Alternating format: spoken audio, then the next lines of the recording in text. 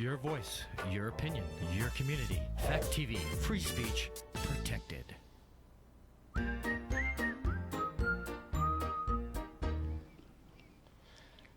What are the creeps? They're space slugs. What do they do? They control humans like zombies. Isn't that a little corny? Isn't that kind of the point? All this and more on Gory Story Time. Warning. Gory Story Time is a horror movie review show by a son and his dad who thought that letting his 5-year-old watch scary movies was acceptable. If you are offended by horror or talk about blood and gore by a child, or if you don't want horror movies from the 60s through today spoiled, then there is a remote stuck in your couch cushion next to potato chip crumbs. Use it. And of course, parental discretion is advised. Why? You didn't use any. Shut up and start the show.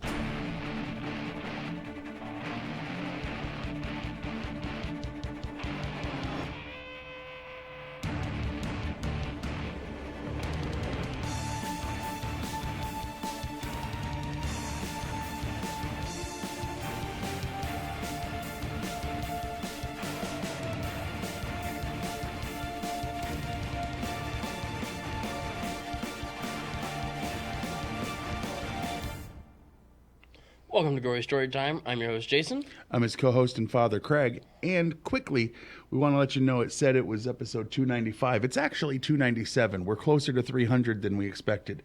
I was going back and fixing some of the thumbnails, and I noticed there were 260-somethings? Yeah, like there was 4 of them that had shared 2 numbers, you know, so 2 of each.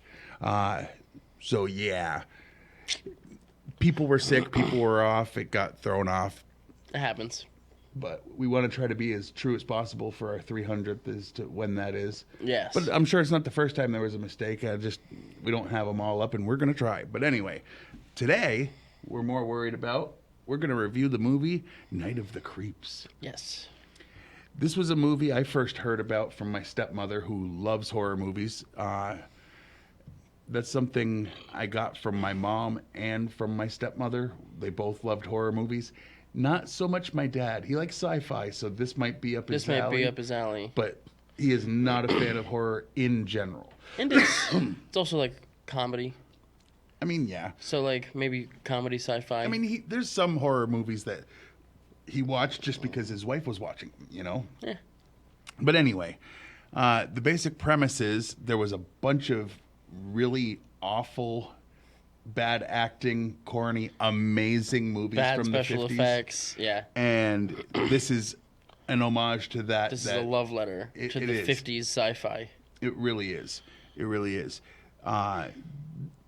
We'll get into the specifics of who it's got shout-outs to, but there's quite a few. Yeah. Basic premise, because they wanted it very... Cookie cutter? No, like I was going to say cloudy. Yeah. You know, because there's aliens and there's an alien slug that escapes them.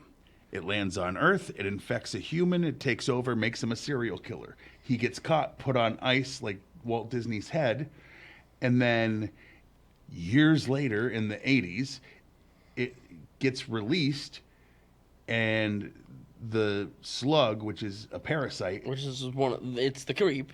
Yeah, basically starts spreading out because it can multiply now. Yeah, it's no longer frozen, and every time it infects people and they die, multiple slugs come out of each one, making more and more of them.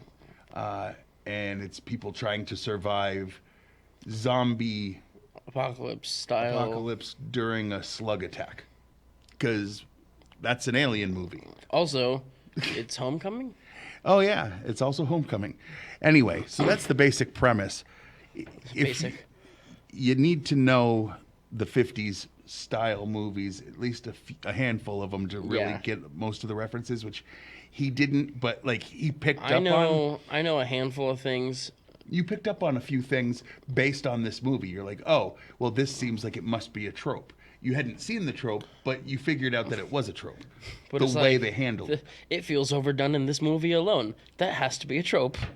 Basically. All right. So that's the premise. Anything else you want to say about it? Watch it. Go watch this Yeah, movie. definitely watch this movie. But I guess we're just going to throw it to the trailer so you can see exactly what we're talking about. The night of the fall is finally here. For Chris, Cindy, and JC. It's going to be the best night of their lives. But tonight is also the night of the creeps. From a world unknown comes a nightmare unimagined. First, they are under you, around you, on you, and then inside you. They get in through your mouth, and you walk around while they incubate, even if you're dead. They are a new breed of terror.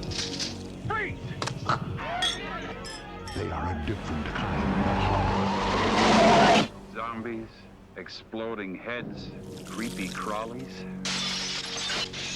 We could have a little problem. The creeps are taking over. I got good news and bad news, girls. The good news is your dates are here. What's the bad news? They're dead. You have never had a night like this. Night of the creeps. If you scream, you're dead. Yeah. Reasonable Very well trailer. said. Yeah. Very well said. All right. Now, before we get into the behind-the-scenes information, we have to explain why we're ever here. Oh, yeah.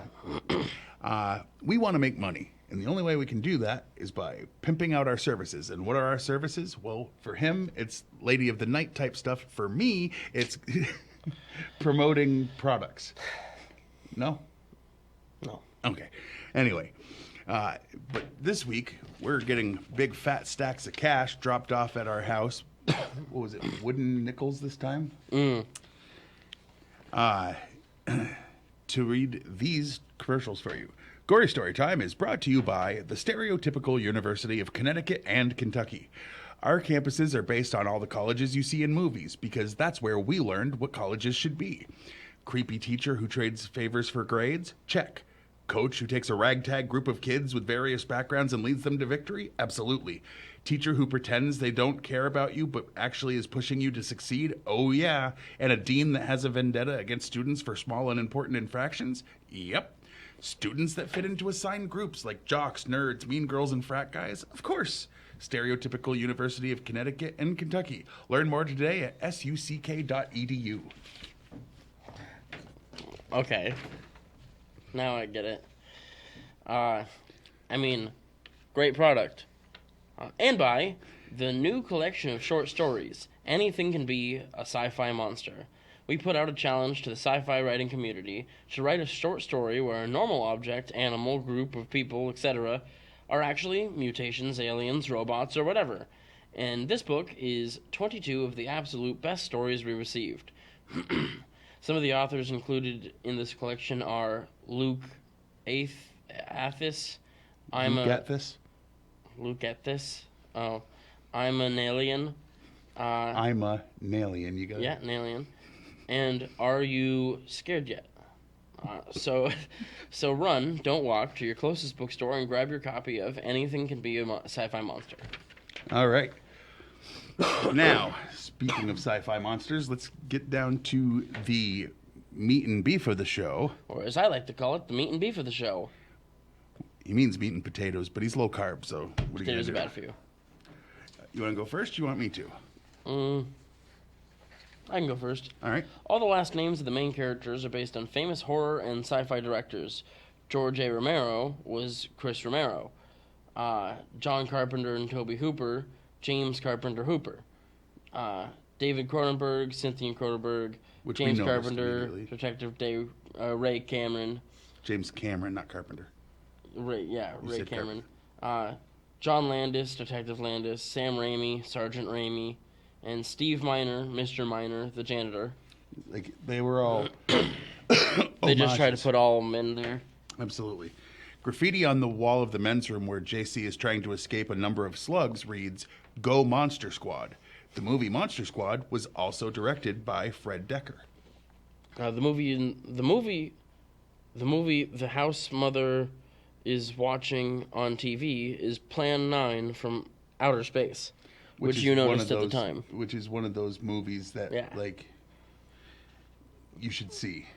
It fits what this was homaging. Anyway, Corman University is a reference to Roger Corman. A fair share of the film was shot in old Woolworth's department store that was converted into a makeshift studio. The tool shed sequence was filmed after principal shooting of the movie had wrapped because the rough cut was shown to a test audience and people thought that it needed more action. During reshoots, they added zombie feet going up the fire escape, some minor beats in the living room, and Cameron grabbing the slug mid-air. Remember that? That was actually kind of a cool scene. I mean, it was pretty cool. That was a giant slug, too. When the director was asked why JC is handicapped, he replied, "There's no reason except we don't talk about it. You can make a movie with a character who's handicapped without the story being about the fact that he's handicapped." Yeah, whatever. It wasn't in the way for me. Tom Atkins stated that of all the films he starred in, this is his personal favorite. He also said Fred Decker is one of the few directors he'd still love to work with.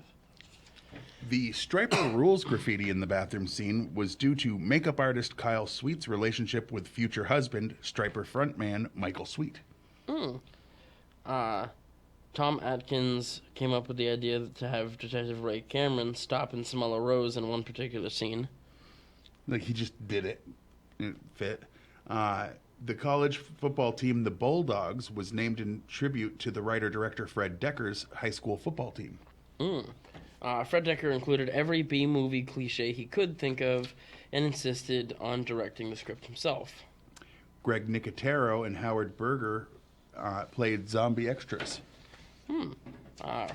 Director Fred Decker originally wanted to shoot the film in black and white, which part of it was. Yeah. Like, there was like They did that 10 for the minutes of it 50s that portion. were, yeah.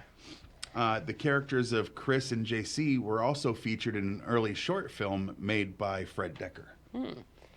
Fred Decker's roommate, Shane Black, worked on the script. Black also cameos briefly in the shot at the police station with the cop on the phone with Ray Cameron. The next year, Atkins starred in Lethal Weapon, Black's first produced screenplay. Yeah. That's cool. Fred Decker had said there's a scene, the scene where Cynthia changes her top was staged intentionally to leave you wondering if she was going to show her chest. We wait until the last second, and then she turns around. The idea is that nudity always makes you vulnerable if you're the female hero, the heroine, if you will, of the story. The spaceship model was used later in an episode of Star Trek, Deep Space Nine. The one at the end, remember? And it makes sense. Yeah. And producer director James Wan announced in 2023 he wants to do a remake. And you know, I don't want to rather do than a remake. I'd rather just do a sequel. Right. Do a movie that's all of the tropes of 80s, 90s sci-fi horror. Yeah, or You know. or just do a sequel to this. Oh, and Rotten Tomatoes is a thing that exists. Yes. Before we go on to the other stuff and forget about it. Absolutely. They basically just take all of the critics' scores, positive and negative, critics' reviews, and they tell you what percent was positive. Horror and comedy, which is both, and sci-fi, tend to get lower ratings from the critics and a little higher with the people. But this time, The critics had it at 73%, which is way over passing. I mean, I would say that's 13 over passing. That's pretty good for the type of movie it is. Yeah. And the people have it, because they also can vote, at 70%. Yeah. Almost the same. Pretty close. Yeah, it's not a big enough difference to like Really get mad at one or the other. Like I don't feel that that's the number. Like, I don't agree with that. well, again, it's not out of 1 to 100. It's a 73 movie. It's 73% gave it positive. I feel reviews. like more people should have. Well, You know? I get it. before we go into that, since we enjoyed this, what was your least favorite part of this movie? Probably the fact that I went in blind.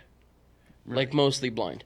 I mean, Would I you know... have liked to see more of the I know stuff it was of referencing? some of those things, Okay.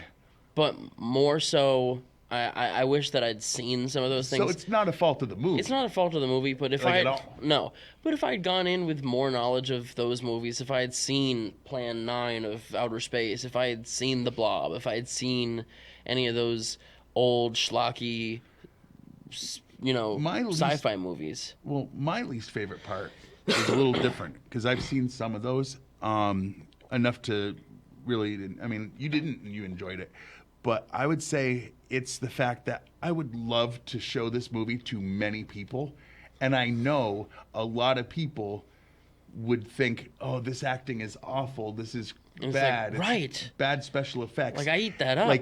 But there are so many people that they just don't see the enjoyment in that. Yeah, We do, but there's plenty of people who don't. and I can't take that kind of negativity. Yeah, well, so my problem is I would love to share this with more people, and more people don't want to. Right. They'd be like, "Don't hoist that garbage upon me," and I'll be like, "Heap, heap." Right. What was your favorite part? Probably the special effects. Like, it's a toss-up between the special effects and, like, the acting. For the most part, I would say the special effects, they tried to make it look like special effects from the 50s. Like, it borders A on little gorier. real and, like, plastic Yeah. at the same time. Like, there's stuff that they go over the top and make it look fake. Like, to, there's a to skull. homage that. There's a skeleton that's carrying an axe, and it's like, first of all, that's awesome. Thank you for that being on a film. And then it, like, winks and chuckles, and it's like, they did it not digitally?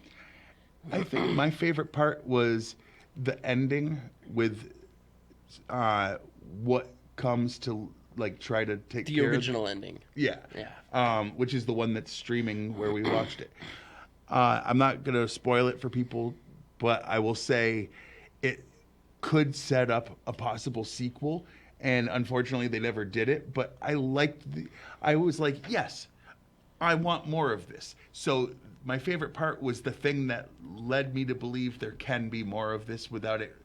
I hate when you have to retcon something where it's like, this character was gone and now, Or, hey, they're back. Did you know that we're doing an I Am Legend 2 movie Right. with the alternate ending being canon? Yeah, like I don't like that. That's, I mean, like, So, I like that they did that. I don't like that it didn't happen. But it might have. Sort of, because you said there was a sequel, Like, I looked but up, it's and it was like, oh, Zombie Town. yeah. So There we'll might probably be a sequel, try to and find we'll probably try to find that. yeah. But what they should have had is Night of the Creeps 2. Right. So that Return of the people that Creeps. liked the first Dawn of the Night of the Creeps. yeah, Dawn of the Return of the Night of the Creeps. Yes.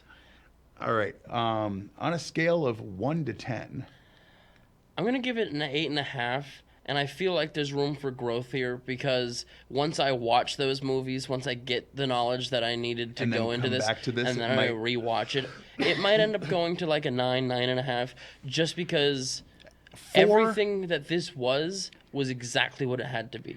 for what it is, and it is an homage to a certain type of movie. It's an homage to bad.